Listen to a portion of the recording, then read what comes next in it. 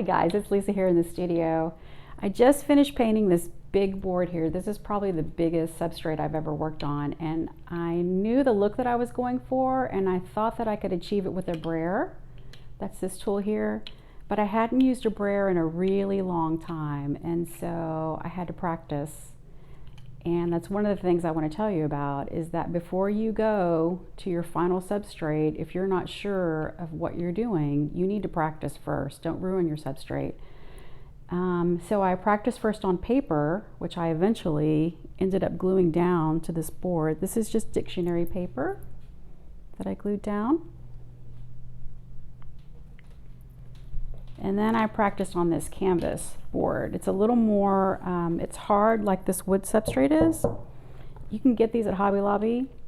They're really inexpensive. And so these are great boards to practice on when you're trying to figure out new things.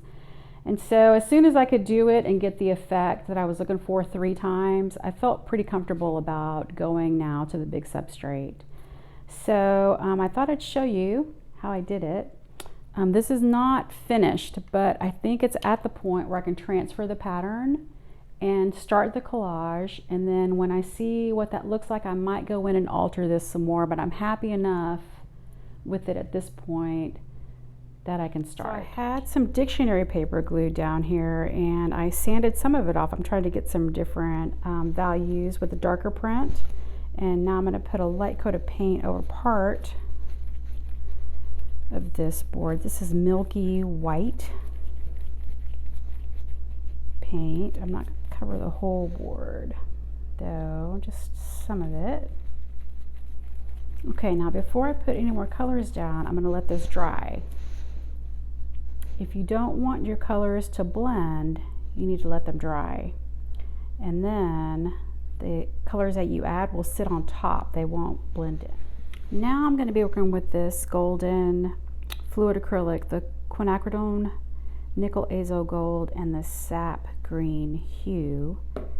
And I love this fluid acrylic because it's liquid and it's transparent. At least this color is. You see how they show the transparency here over these hash marks. I love this color.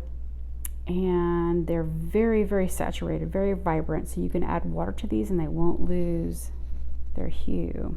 All right, so we're just going to put a couple of drops. I'm going to spritz it with my spray bottle and then move this color around with my brayer.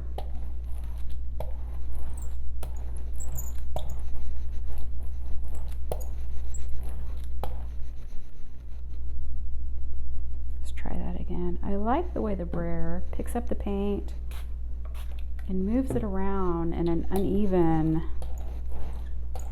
manner, so it's kind of organic. Okay, and we will do the exact same thing with the sap green. Just a tiny bit. You don't need a lot. I think a lot of beginners overdo the paint portion and then they end up with a mess. So just a dot or two. Spritz and brayer.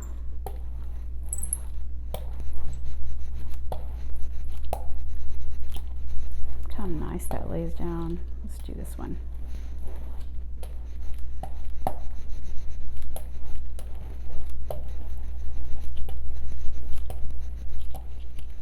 All right, and then I'm going to let this dry and go back in one more time with some white. Now I have some parchment. This is heavy body paint. I've been using the fluids, but now I'm going to switch to a heavy body and I'm going to try to get rid of this line here. This is where my page is overlapped and it's got this very distinct line. So I'm going to put a little bit of this heavy body.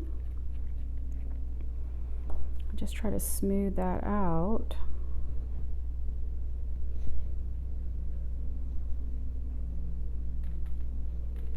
I think I'll put a little bit where it's already white on the canvas. Not covering up all the text, but some of it.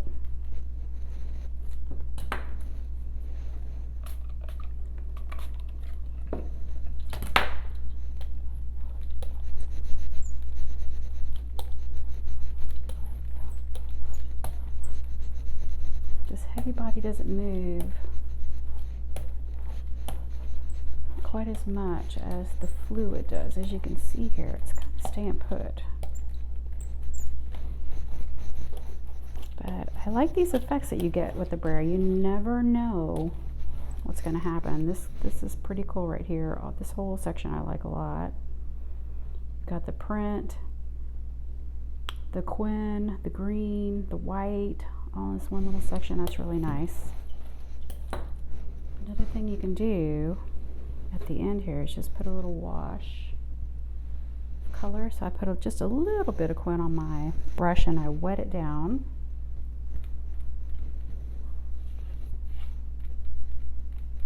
Still trying to work on that seam a little bit.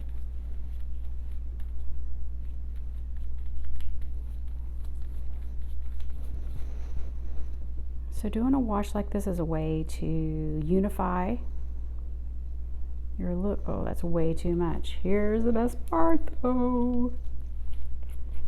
If you get too much, you can just put it back in. Just need a little bit and a damp brush.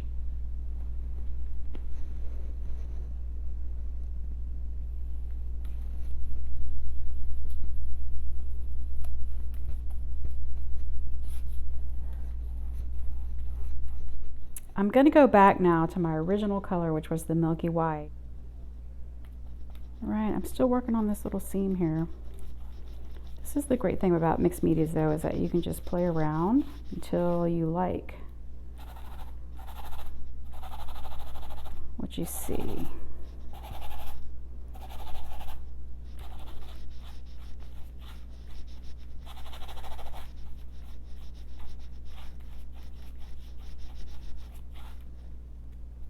Okay, and just like we did the wash of the gold, I think I'm going to just do a little bit of wash over here, and then I'll be happy with this seam that I have. Take just a dot, one little dot of paint, and a wet brush.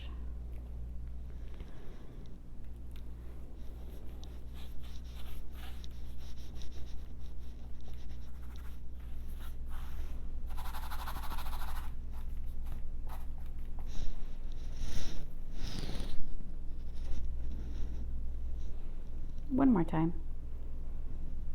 Kind of like this little scratchy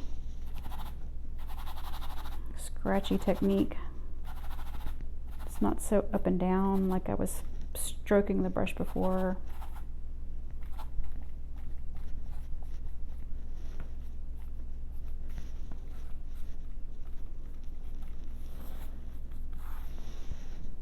Okay. I think I'm done. I'm going to stop before I mess it up. So I hope you enjoyed that little tutorial. I was going to show you that there's all different sizes of Brayer. So this is a small, medium, and large. And when I was working on the paper, I was using these mostly. And then when I went to the bigger surface, to the bigger substrate, I went to the bigger Brayer, and that seemed to work pretty good. So I hope that helps. Have fun. Happy creating. Thanks for watching. Follow me on Instagram at @APinchOfWonderful. Bye.